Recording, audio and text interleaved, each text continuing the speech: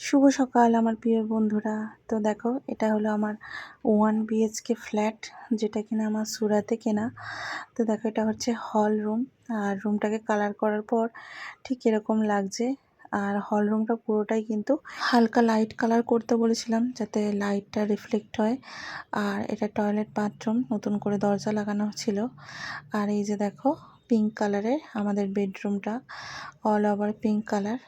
আর বেডরুমটা pink colour করেছি, আমার মেয়ের খুব পছন্দ ছিল। তো মেয়ের অনুযায়ী আমরা এইটাকে একদম পিঙ্ক পিঙ্ক করে দিয়েছি। তো কেমন লাগছে জানিও। আর চলো কিচেনটা একটু দেখাই। কিচেনে তখন কাজ চলছিল, তো সেই জন্য দেখো দরজা জানলাগুলো এরকম।